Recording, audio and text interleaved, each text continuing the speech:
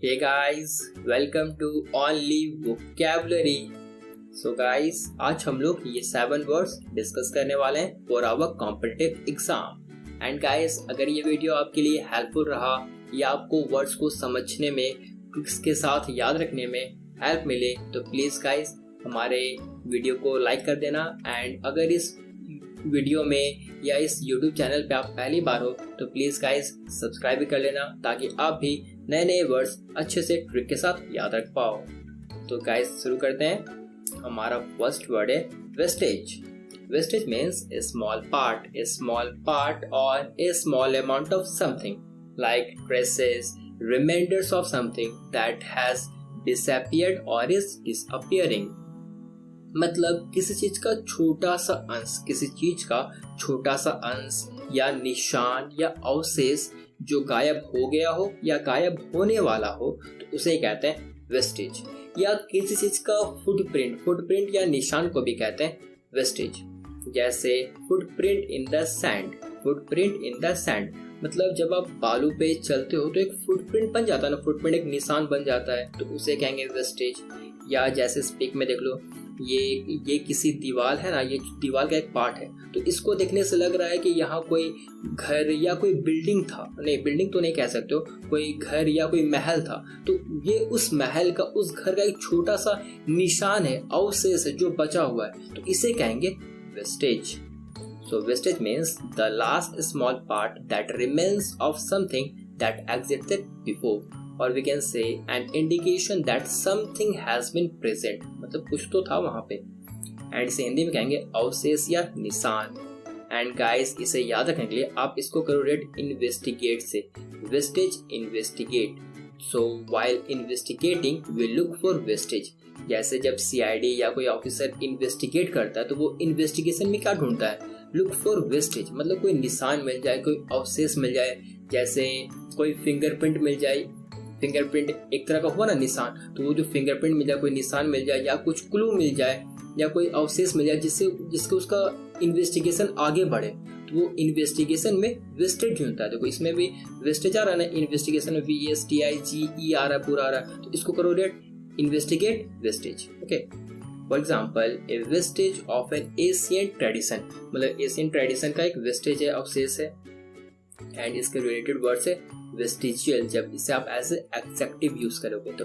And wastage के synonyms है remain, footmark, trace, residue, evidence, scrap, remnant.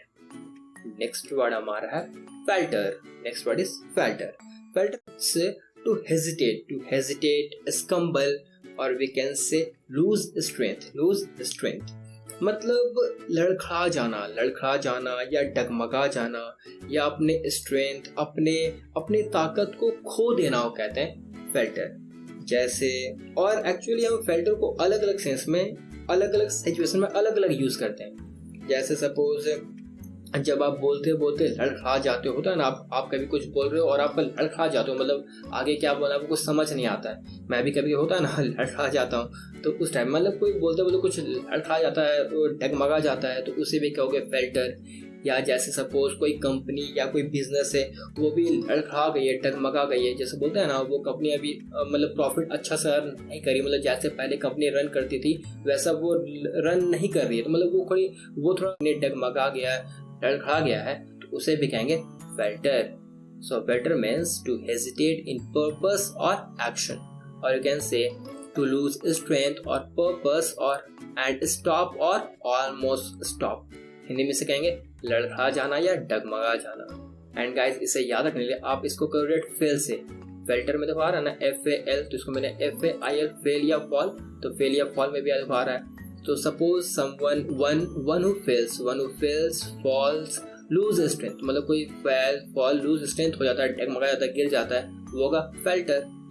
For example the business was faltering due to poor management. मतलब business, जो company का business है वो poor management के कारण डगमगा गया है. एंड इसका रिलेटेड वर्ड्स है falteringly, जब इसे आप ऐसे एडवर्ब यूज करोगे तो. एंड जब इसे हम ऐसे नाउन यूज करेंगे तो वो होगा फेल्टर. एंड फेल्टर के सिनोनिम्स है वेवर, ये वर्ड मैं डिस्कस किया ना, waver, stumble, wobble, quiver, fluctuate, halt. And इसके एंटोनिम्स है steady, stabilize, hold, persist. Next word हमारा है exacerbate. Next word is exacerbate. Exacerbate means to make worse. Simply to make worse.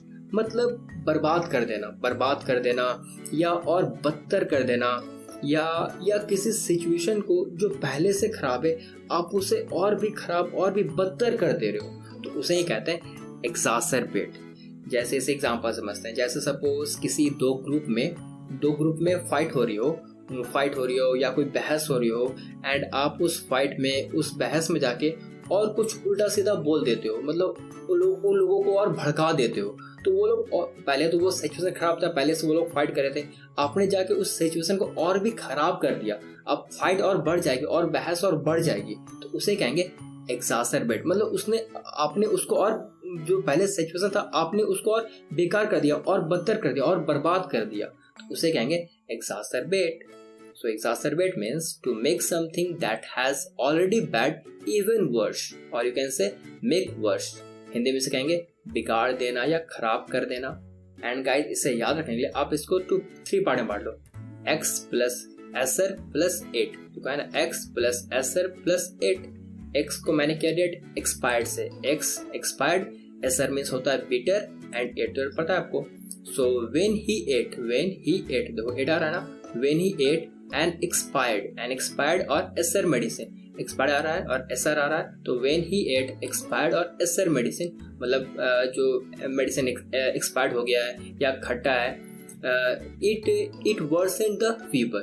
मतलब suppose किसी person को fever था and वो expired दवा खा लिया, तो उसका पहले से तो उसका फीवर था, पहले से सिचुएशन खराब था, उसने एक्सपायर्ड दवा खा के या खट्टा दवा खा के और सिचुएशन को बेकार कर दिया और बदतर कर दिया, वो होगा exacerbate. तो excess 8 expired medicine exacerbate.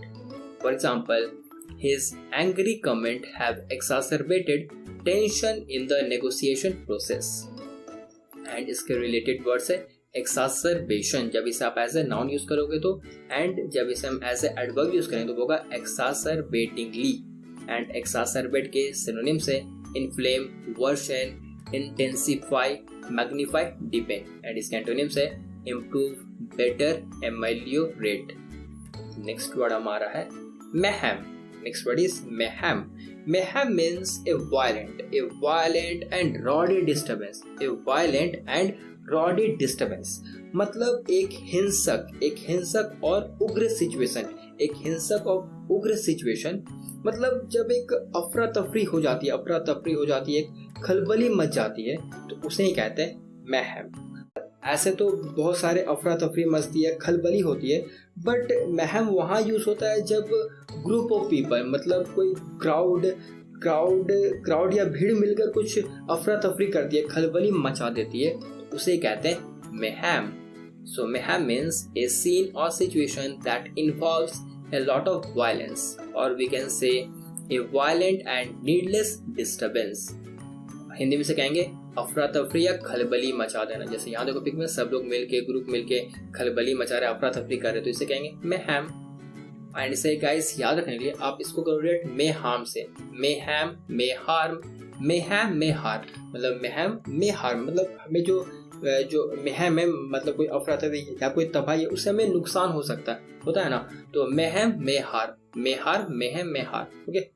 For example, there was absolute mayhem when the cow got into the village hall. मतलब कोई गाय जो विलेज हॉल में घुस जाता है तो वो एक अफरा तफरी से मच जाती है, खलबली से हो जाती है, तो वो कहेंगे mayhem. एंड इसके रिलेटेड वर्ड्स है, सिनोनिम है chaos, havoc, commotion, disorder, pandemonium. ये सब वर्ड मैं डिस्कस किया है. एंड इसके एंटोनिम्स है calm, harmony, peace. Next word हमारा है flay.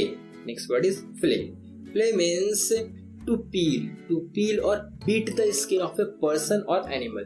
To peel or beat the skin of a person or animal, but nowadays it commonly means to criticize harshly someone or something.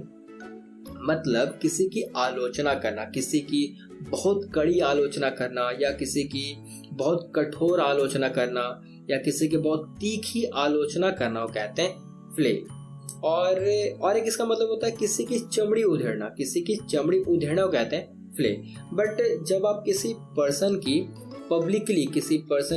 Publicly आप किसी की चमड़ी उधेड़ रहे हो तो उसका मतलब होता है क्रिटिसिज्म, मतलब आप उसकी आलोचना कर रहे हो। ये बोलने का तरीका है, एक्चुअली वैसा कुछ होता नहीं ना है, लेकिन आप उसका मतलब आप किसी चमड़ी उधेड़ो मतलब आप उसकी बहुत ही कड़ी आलोचना कर रहे हो, तो उसको कहते हैं flay. So flay means to criticise harshly someone और समथिंग, और we can say to remove the skin from a person's or animal's body। Hindi में से कहेंगे तीक्ष्ण आलोचना करना। एंड गाइस इसे याद रखने के लिए आप इसको करो रिलेट लेस से। तो क्या ना फ्ले में LAY ले लेस, तो इसको मैंने क्या रिलेट लेस से। लेस चिप्स आपने पता है ना आपको, लेस से आपने खाया भी होगा, तो इसको रिलेट लेस चिप्स से चिप्स। तो we have to Phule potatoes to make less. तो जैसे जब हम लेस बनाते हैं तो वो तो आलू से बनता है, तो आलू का जो छिलका होता है हम उसको हटाते हैं ना, उसको हटाएंगे, उसको पील करेंगे तभी ना वो हमारा लेस का चिप्स बनेगा। तो हम जो उसका लेस उसके जो छिलके को हटा रहे हैं तो हो गया फ्ले। एंड इसको आप प्ले से भी यूज याद रख सकते हो, फ्ले प्ले। तो सपोज आप कोई गेम खेल रहे हो, सपोज आप क्रिकेट खेल रहे हो एंड आप गिर गए, तो स्किन फ्लेड मतलब आपका स्किन वहां से हट गया, मतलब हो ना आप में छिल गया, वहां से पील हो गया, तो वो भी होगा फ्ले। तो प्ले करते करते हो गया फ्ले। या आपको लेस चिप्स के लिए, आपको चिप्स बनाने के लिए आपको उसका चमड़ी को उसके जो छिलके को उसको हटाना पड़ेगा, तो वो भी होगा फ्ले। तो ये हो गया जब आप छिलके को हटा रहे हो। लेकिन जब किसी पर्सन के सेंस में यूज कर रहे हो तो आप पर्सन को छिलका हटा रहे हो, मतलब आप उसकी बहुत ही क्रिटिसाइज कर रहे हो, हार्शली उसको क्रिटिसाइज कर रहे हो, तो वो हो गया फ्ले। जैसे ये देखो पिक में, for example he was played by the media for his thoughtless comments. And इसके रिलेटेड वर्ब फॉर्म है Phule, fled, flaying. And Phule जब एज ए नाउन यूज करें तो वो होगा फ्लेयर। एंड फ्ले के सिनोनिम्स है castigate, reprimand, excoriate, peel, scold. And इसके एंटोनिम्स है कवर। नेक्स्ट वर्ड हमारा है calumny. Next word is calumny. Calumny means an abusive attack on a person character meant to destroy reputation। मतलब किसी की मतलब किसी पे कलंक लगाना, या किसी को बदनाम करना, उसके रेपुटेशन को डिस्ट्रॉय करने के लिए, तो उसे कहेंगे calumny. So calumny means an untrue statement that is meant to damage someone reputation, और we can say in short damaging reputation. Hindi में से कहेंगे बदनामी करना या कलंक लगाना। एंड गाइस इसे याद रखने के लिए आप इसको करो रेट कलमुही से। ये थोड़ा फनी हो जाएगा, देखो है ना कलमनी है ना, तो इसको मैंने किया रेट कलमुही। तो कल को कल कर सकते हैं, ये मुही को ऐसे कर सकते हैं ना, तो कलमनी को करो कलमुही। तो कलमुही मतलब आपको वर्ड तो सुना ही होगा, नहीं सुना नो प्रॉब्लम। देखो यहाँ कलमुही का मतलब होता है ए हार्श रिमार्क गिवन बाय ए सास टू हिज बहूस, टू हर बहूस। होता है ना, ये आप किसी और के भी सेंस में यूज कर सकते हो, बट छोड़ो, आपको इसका मतलब ये बस याद रखने करो रेट। तो जैसे होता है ना, कोई सास किसी बहू को बोलिए कल मुही तूने तो ऐसा किया, ये किया वो किया। होता है ना, आपने कभी किसी टीवी सीरियल में कहीं ना कहीं तो वर्ड सुना है कल मुही, तो आप किसी को मतलब कलंक लगा रहे हो कल मुही बोल के, मतलब आप उसको बदनाम कर रहे हो, उस पर कलंक लगा रहे हो, उसके रेपुटेशन को गिराने के लिए, डिस्ट्रॉय करने के लिए आप उसे कल मुही बोल रहे हो, तो वो होगा calumny. For example The speech was considered a calumny of the administration। या जैसे ये देखो पिक में है ना, देखो इसका रेपुटेशन इसका रेपुटेशन किसी आप गिरा रहे हो, तो वो होगा कलमनी। एंड इसके रिलेटेड वर्ड्स है कलमनियस, जब इसे आप ऐसे एडजेक्टिव यूज करोगे तो। एंड कलमनी के सिनोनिम्स है डिफेमेशन, विलीफाई, ये वर्ड मैंने डिस्कस किया है, कैरेक्टर एसिनेशन। एंड नेक्स्ट वर्ड हमारा Overture. Next word is Overture means an opening or initiating move towards an agreement, or a new relationship। मतलब किसी तरह का पहल करना या किसी चीज का शुरुआत करना किसी एग्रीमेंट करने के लिए, या किसी दो कंट्री के बीच न्यू रिलेशनशिप इस्टेब्लिश करने के लिए कोई पहल करना, तो उसे कहते हैं Overture. So Overture means something that is offered or suggested with the hope that it will start a relationship lead to an agreement etcetera. Hindi में से कहेंगे प्रस्ताव, किसी को प्रस्ताव देना या किसी का पहल करना। एंड इसे याद रखने के लिए आप इसको करेक्ट ओवर टेररिज्म से, तो है ना ओवर है ना ओवर चर, तो ओवर टेररिज्म किया मैंने। ओवर मतलब ज्यादा, टेररिज्म सपोज किसी दो कंट्री के बीच टेररिज्म बढ़ गई, जैसे सपोज यही वो कंट्री, ये कंट्री के पीएम, ये कंट्री के पीएम, तो सपोज किसी दो कंट्री के बीच ओवर टेररिज्म मतलब टेररिज्म वहां बढ़ गई है, तो वो फिर क्या करेंगे ओवरचर फॉर पीस, तो वो शांति के लिए एक पहल करेंगे, एक पहल की शुरुआत करेंगे, एक न्यू रिलेशनशिप की शुरुआत करेंगे ताकि फिर ओवर टेररिज्म नहीं हो, तो वो करेंगे ओवरचर फॉर पीस। टेररिज्म के लिए वो करेंगे ओवरचर फॉर पीस, मतलब पीस के लिए पहल करेंगे, तो वो ओवरचर।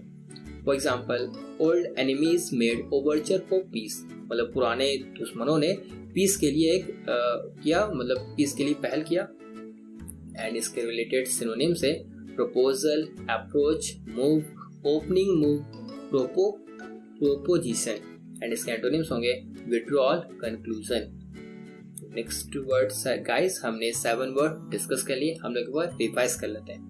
फर्स्ट वर्ड हमारा वेस्टेज। वेस्टेज मतलब किसी चीज का निशान, किसी चीज का निशान, अवशेष, तो उसे कहते हैं वेस्टेज। जैसे ये आपको पिक्स हो गया क्लियर, देखो ये वाल है कि किसी चीज का, किसी घर का या किसी महल का वाल है, निशान है, तो इसे कहेंगे वेस्टेज। नेक्स्ट वर्ड हमारा फेल्टर। फेल्टर मतलब एक कुछ करते करते डगमगा जाना या हड़खड़ा जाना, आप कुछ बोलते बोलते हड़खड़ा जा रहे हो तो उसे कहेंगे फेल्टर, या ऐसा कुछ भी जो लग रहा है कि वो डगमगा गया, हड़खड़ा गया, तो उसे कहेंगे फेल्टर। नेक्स्ट वर्ड हमारा एक्सासरबेट। एक्सासरबेट मतलब कि जो सिचुएशन खराब है आप उसको और भी खराब कर दे रहे हो, और भी बिगाड़ दे रहे हो, और भी बदतर कर दे रहे हो, तो उसे कहेंगे एक्सासरबेट। नेक्स्ट वर्ड हमारा फ्ले। फ्ले मतलब किसी को, एक तो होता है इसका मतलब किसी का कुछ चमड़ी को छिल देना या कुछ छिलके को छिल देना, या जब किसी पर्सन के सेंस में यूज करते हैं तो उसका मतलब होता है किसी की कड़ी आलोचना करना, मतलब किसी को बहुत ही कड़ी आलोचना करना, किसी की बहुत ही तीखी आलोचना करना, वो कहेंगे फ्ले। नेक्स्ट वर्ड हमारा मेहम। मेहम मतलब कुछ अफरा तफरी मचा देना, खलबली मचा देना, वो कहते हैं मेहम। नेक्स्ट वर्ड हमारा कलमनी। कलमनी मतलब किसी को बदनाम करना, किसी पे कलंक लगाना, उसके रेपुटेशन को गिराने के लिए, तो उसे कहेंगे कलमनी। नेक्स्ट वर्ड हमारा ओवरचर। ओवरचर मतलब किसी चीज का पहल करना, किसी चीज का फर्स्ट टाइम पहल करना, किसी एग्रीमेंट के लिए या किसी दो कंट्री के बीच कुछ पहल करना, या यहाँ देखो ओवरचर फॉर पीस मतलब शांति के लिए कुछ पहल करना, तो वो ओवरचर। सो गाइस, हमने 7 वर्ड डिस्कस कर लिए। एक बार आप वीडियो पॉज करके इन सारे वर्ड्स को रिवाइज कर लो, ओके। एंड गाइस, ये सारे वर्ड्स मैंने जो अपने प्रीवियस वोकैबुलरी वीडियो में डिस्कस किए थे, आपने देखा है ना, तो आप सारे वर्ड्स को इन्हें भी एक बार रिवाइज कर लो। नहीं देखा है तो गाइस नो प्रॉब्लम, आप वीडियो के डिस्क्रिप्शन बॉक्स में नीचे में, वीडियो के नीचे डिस्क्रिप्शन बॉक्स है, आप उसमें जाके can you recall the words के नीचे एक लिंक होगा, जिस वीडियो मैंने ये सब वर्ड डिस्कस किया, आप वहाँ जाके इन सारे वर्ड्स को अच्छे से देख के रिवाइज कर सकते हो या आप इसको याद रख सकते हो। एंड गाइस, आज के रिपोर्ट से आपको बताना है इन सब का मीनिंग क्या है। ये सारे वर्ड्स मैंने अपने प्रीवियस वोकैबुलरी वीडियो में डिस्कस किए, तो आप एक बार इन्हें भी रिवाइज कर लो। याद आ रही है तब तो बहुत ही अच्छा है, और नहीं पता तो गाइस नो प्रॉब्लम, आप देखो वीडियो के डिस्क्रिप्शन बॉक्स में टास्क ऑफ द डे के नीचे एक लिंक होगा, आप उस पर क्लिक करना एंड आप इन सारे वर्ड्स को अच्छे से फिर भी देख के एक बार याद रख सकते हो। So guys, that's it for now, thanks for watching, see you in my next video, till then bye bye, take care.